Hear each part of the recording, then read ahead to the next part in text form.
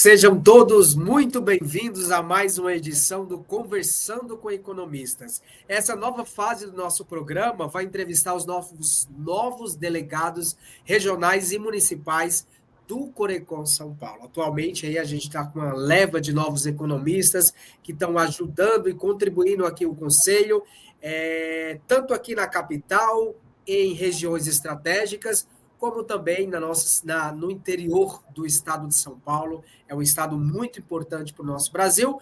Então, a gente tem esse apoio fundamental dos economistas aí, que são os nossos delegados. Hoje, a gente vai conversar com o professor Gofredo. Ele é o nosso delegado regional lá na cidade de Marília. Então, o nosso voo hoje vai até Marília para conversar um pouquinho e conhecer melhor o nosso professor Gofredo. O Gofredo, ele é economista, licenciado em matemática, em contabilidade e em administração, pós-graduado em marketing e em docência no ensino superior, e é mestrando em administração de organizações inovadoras. Hoje a gente tem bastante assunto e eu tenho certeza que vai inspirar muito você que está aí do outro lado. Professor Gofredo, seja muito bem-vindo ao nosso Conversando com Economistas. Muito bem, obrigado, Renato, pela oportunidade de estarmos juntos, conversando um pouco sobre essa tão bonita profissão que é a nossa profissão de economista, né? Eu espero que esse nosso bate-papo consiga motivar, né? E, por que não dizer, inspirar os jovens que estão no início de carreira como economistas, ou aqueles que eventualmente estão naquela fase de escolher, né, qual a profissão seguir. Então, eu realmente espero, claro, assim, né, modestamente, mas inspirando alguém a que possa seguir neste ramo, né? Muito legal, obrigado pelo convite. Tenho certeza que hoje teremos muitas inspirações aí com o senhor e muitas histórias bacanas que ouviremos por meio do senhor. Bem, matemático, fez contabilidade, administração e economia. Muita coisa, hein, professor? Mas conta pra gente a escolha em fazer economia. Bastante, né? Bastante, sim. A gente não já é a primeira dica que eu dou para o jovem estudante, né? Que nunca mais se para de estudar, não importa a sua idade, né? Nunca você se sente pleno, né? E sempre o próximo passo. Mas a minha inspiração, né, para ser economista, ela vem desde muito cedo, né? Eu sempre tive uma certa inquietude, né, uma inquietude propositiva, e não apenas uma inquietude rebelde, não apenas isso, mas de propor. Essa inquietude sociológica, social, né, me motivou.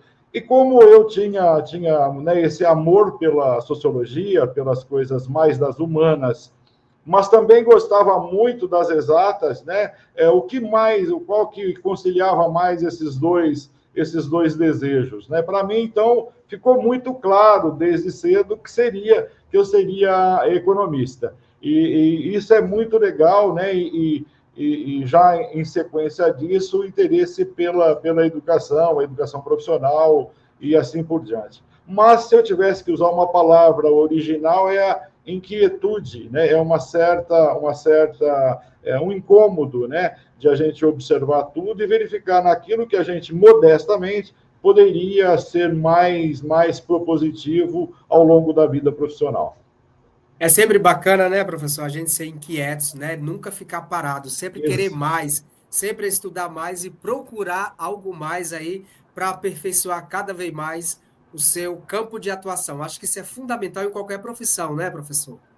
Sim, e aí, a propósito, né, das profissões. Então, talvez se eu tivesse que dizer qual é o segredo da vida, né, dentro dessa minha, né, eu diria que o segredo da vida é o autoconhecimento, né? Se você se conhece bem, né, conhece os seus desejos, as suas possibilidades, se você se estabelece que você quer ter uma missão, um propósito de vida, né? Isso vai facilitar muito o seu papel social, né, dentro da profissão que você escolher, ou até, diria, né, dentro dessa função social, onde que você vai estar atuando, trazendo o seu melhor para a humanidade, no mínimo para as pessoas à sua volta. Isso é muito inspirador, isso é motivador, você sentir que tem um propósito de vida e colocar isso a serviço, né, das pessoas, no mínimo das mais próximas.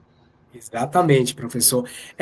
Além de o professor ser um matemático, contabilista, administrador, economista, pegando aqui o seu currículo, o senhor teve uma experiência de 20 anos de carreiras ascendentes no mercado financeiro, né?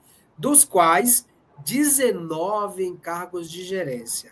Outra coisa muito legal aqui, que o senhor atualmente é diretor da ETEC, Antônio Devisati Marília, e também é professor de economia e mercado nos cursos de graduação e Univem Marília. Conta para a gente um pouquinho como foi essa sua experiência de 20 anos aí no mercado financeiro.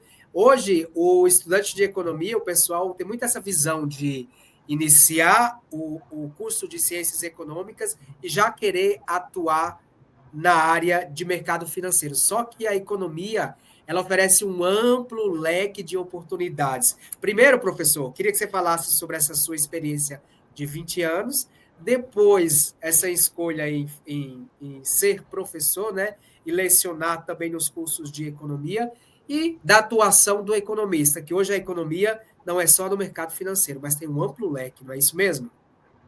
O mercado financeiro é uma das milhares de hipóteses que um estudante, que um recém-formado de economia pode começar a sua carreira. A minha, por acaso, foi no mercado financeiro, mas não tem essa limitação. Muito ao contrário disso. Hoje, um economista tem um leque enorme de possibilidades. A minha vivência foi, além de vivência em agências bancárias mesmo, né? Depois um bom período mais voltado para análise de crédito, né? Que foi uma experiência espetacular, né? Aí a minha formação também com parte aí de contabilidade me ajudou bastante em análise de demonstrativos financeiros e por aí afora. E um outro período ainda dentro do mercado financeiro como gestor, né, gestor de produtos, né, dentro do chamado penetração intensiva, né, estudo, né, de cenário dentro da instituição financeira para saber em quais locais, quais agências, quais regiões que tal produto estaria mais adequado. Então, foi uma vivência muito rica, adorei a experiência de 20 anos no mercado financeiro tal, e me trouxe satisfação pessoal e profissional enorme. Mas lembrando que o economista, ele pode trabalhar nos vários segmentos, seja empresa pública, privada, ONGs, né, o próprio governo, né, no que diz respeito, por exemplo, à avaliação de políticas públicas, né, você tem análise de dados econômicos, análise de crédito de investimentos, você pode trabalhar com elaboração de relatórios, estudo de viabilidade econômico-financeira de planos de negócios, o estudo de mercado, análise de cenários, análise de políticas públicas e uma série de reestruturação de empresa. Você pode trabalhar ainda com consultoria, com perícia, quer dizer, não tem limite para a profissão do economista. E sempre lembrando que o estudante, na área de economia ou em qualquer outra, né, desenvolver, além das chamadas hard skills, né, que são as competências técnicas, desenvolver também e principalmente as chamadas soft skills, né, que é o desenvolvimento de competências socioemocionais. Isso é muito importante. O convívio, o trabalhar em equipe, né, tudo isso ajuda por demais o jovem estudante, economista ou em qualquer das outras áreas. É importante também que ele aprenda uma língua estrangeira, o inglês em particular, e por aí afora. Mas é um leque de oportunidade enorme para nós, economistas. Aproveitando que o senhor tá dentro da sala de aula, né? Hoje, qual é a principal curiosidade, a principal dificuldade que o aluno de economia tem que precisa, assim, tipo, melhorar ou precisa prestar mais atenção em relação à profissão, ao mercado de trabalho? Hoje, aí, o aluno comenta hoje sobre o que em sala de aula? Só para a gente tirar Pois, um pouquinho dessa dúvida, professor. pois é, você já iniciou a sua fala lá no começo dizendo isso. O estudante de economia, muitas vezes, ele só imagina o mercado financeiro. E toda pergunta, todo questionamento que ele faz nos primeiros momentos é em relação a aplicações financeiras, a esse tipo de vertente que está correta, faz parte também do pacote do economista, principalmente se ele vai atuar, né, nesta linha tal. Mas não é só. E aí você tem, então, que, claro, procurar responder à pergunta objetiva desse estudante, mas dizer para ele o seguinte: meu filho, vamos repensar algumas coisas aí, que você tá vendo um aspecto importante, porém limitado da nossa profissão. Ela é muito, muito maior do que isso. Ela é muito mais propositiva do que isso, né? Agora, se você me permite, você me perguntou, né, por que professor, né? Essa história eu trago com muito carinho e emoção no meu coração. Eu descobri que eu era professor aos 5, 6 anos de idade, tá certo? E isso é emocionante para mim, porque eu estou falando de uma época onde a gente não tinha a chamada pré-escola, né? A gente ia já para a primeira série, ou primeiro ano primário, aos 7 anos, né? E coincidentemente para mim, nessa fase de 5, 6 anos, uma das minhas irmãs mais velhas estava se formando professora na época, né? Então, eu fui uma espécie de cobaia dela para o estágio, né, para o aprendizado dela. E foi de uma riqueza enorme para mim que, naquele momento da minha vida, eu decidi: eu vou ser professor. Não sabia do que área, não, isso claro que não. Mas que eu seria professor, eu tinha plena convicção, né? E Tanto deu é que certo. parte, inclusive, da minha atuação no sistema financeiro foi cuidando de treinamento e desenvolvimento, né? Importantíssimo para a minha formação também e para a minha satisfação pessoal.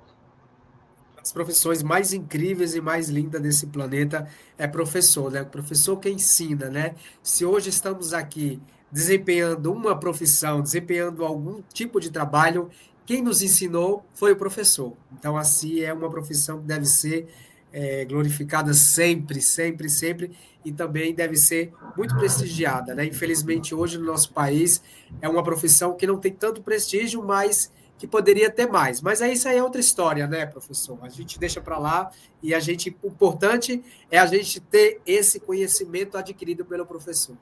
Exato. E até nesse conceito, né, de dizer ao mundo, né, que o professor tem que ser mais valorizado e assim por diante, penso eu que nós, economistas, também podemos fazer isso. Também, como propositivos que somos, né, que queremos ser, e não apenas críticos sem causa, né, também é uma proposição que a gente quer fazer. Eu sinto esse desejo, essa inquietude também no presidente Odilon em relação à educação nesse país, em vários sentidos. Tá?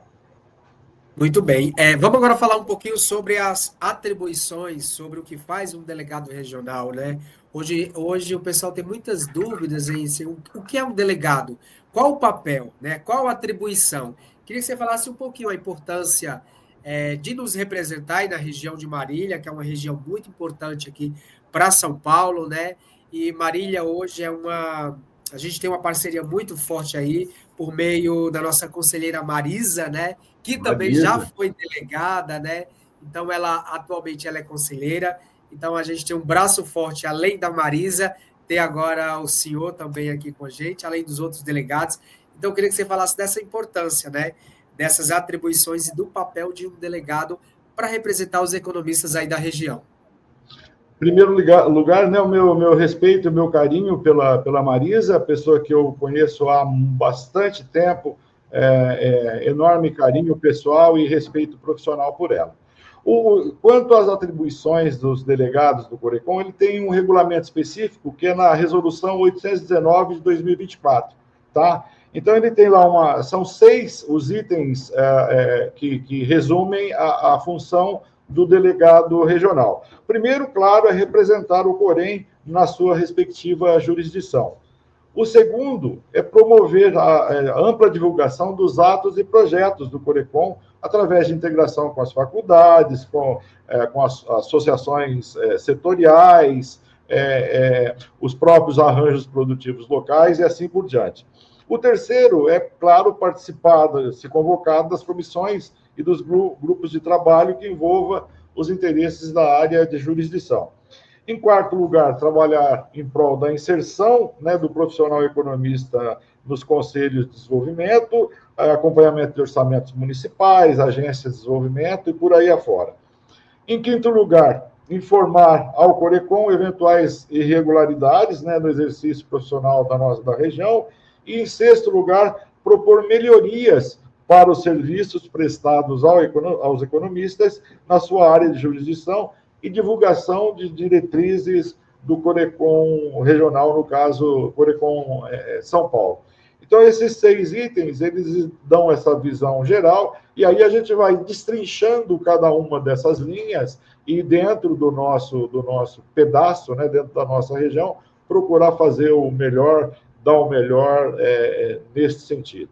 O que dá para nós assim, uma honra enorme de poder representar a classe numa determinada região do país.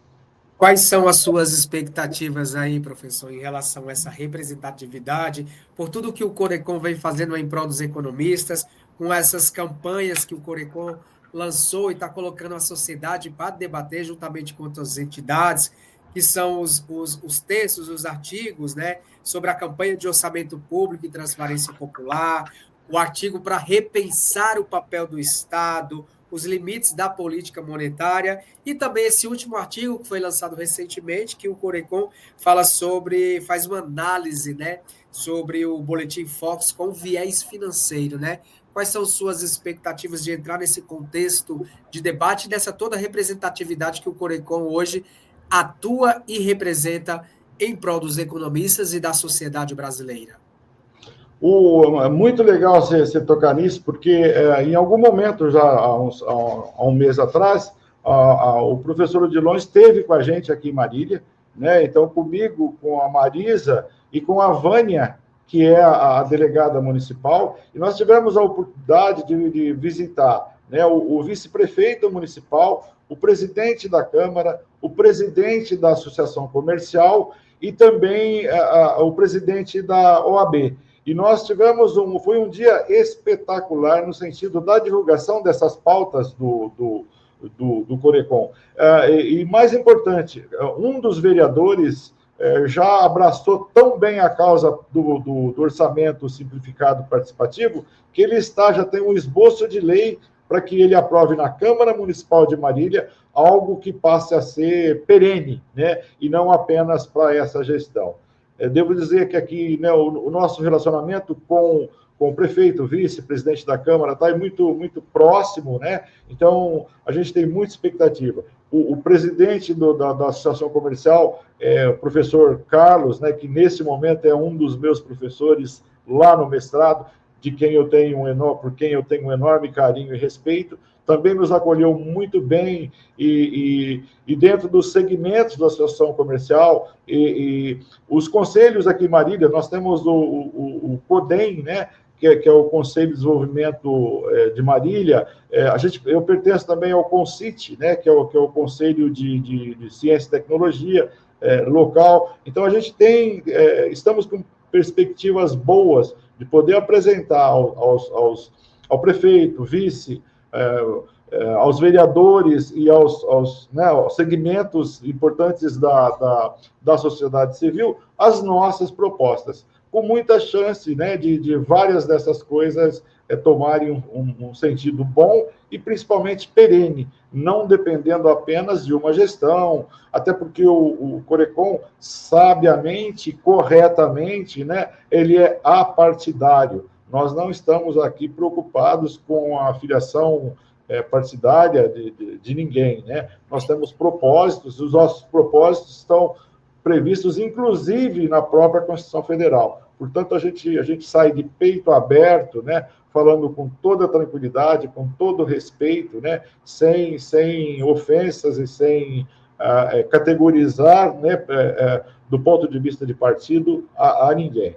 As expectativas são as melhores aqui na nossa cidade e na nossa região. Estamos, assim, muito empolgados, né? Posso falar em meu nome, claro, a Marisa e a Vânia, estamos muito juntos aqui e unidos para os próximos passos. Será um passo muito importante aí na cidade de Marília, com esse pontapé inicial, principalmente para essa nossa campanha aí, né, do orçamento participativo, orçamento público, transparência popular.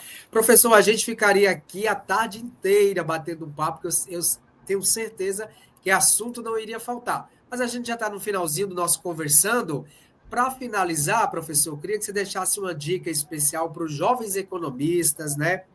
Para os profissionais também, que já estão um tempinho aí na área, e principalmente para aquele que está em dúvida ainda não fazer economista. Eu tenho certeza que depois daquele que está em dúvida assistir esse nosso bate-papo, ele vai fazer economia no outro dia. Deixa um recado aí para esse pessoal, professor.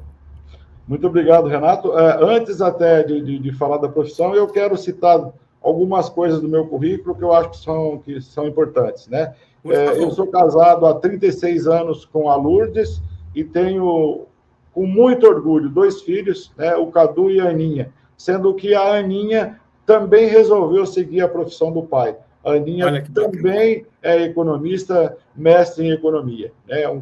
Deixa um pai super orgulhoso nesse sentido e um legado, né? E há que continuar aqui a nossa batalha, o nosso sentimento pela profissão.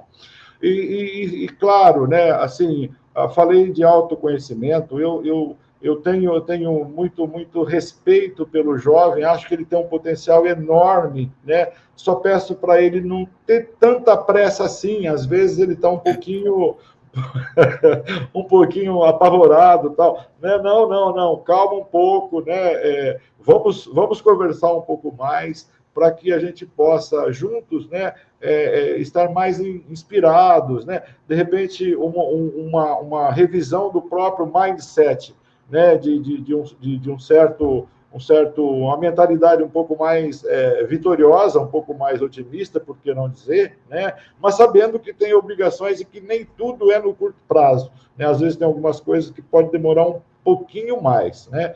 E que sim, se você tem essa inquietude, né? Se você acha que você pode, né, contribuir, né, dentro da sua sociedade com alguma coisa melhor, com posicionamentos claros, não posicionamentos ideológicos políticos, mas posicionamentos de inquietude e tal, que te faça sentir que você tem algo para fazer. Você ser economista é um excelente lugar, é um excelente foro para você poder desenvolver a sua personalidade, você ser propositivo e conversar e ser respeitado pelas pessoas nos vários segmentos, seja este público ou privado.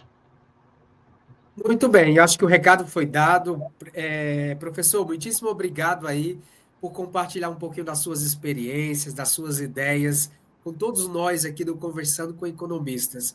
Foi uma enorme satisfação ouvi-lo hoje, né? Te conhecer melhor, e eu tenho certeza que vai inspirar muitas gerações aí, muita gente que está acompanhando o Conversando. Muitíssimo obrigado aí por disponibilizar um pouquinho do seu tempo para falar com a gente, professor.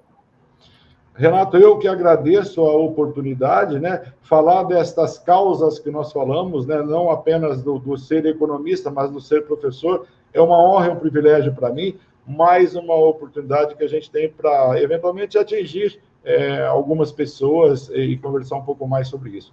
Muito obrigado, Deus abençoe a você e a todos pela oportunidade. Nós que agradecemos, professor. Bem, com mais essa história, mais essa troca de experiência e compartilhamento de ideias, que é a nossa função aqui, de inspirar você que está aí do outro lado nos acompanhando, finalizamos mais um Conversando com Economistas. Espero que você tenha gostado do nosso bate-papo. Hoje falamos com o professor Gofredo, que é o nosso delegado regional lá na cidade de Marília. Um forte abraço e a gente se vê numa próxima edição do Conversando com Economistas. Até lá, obrigado!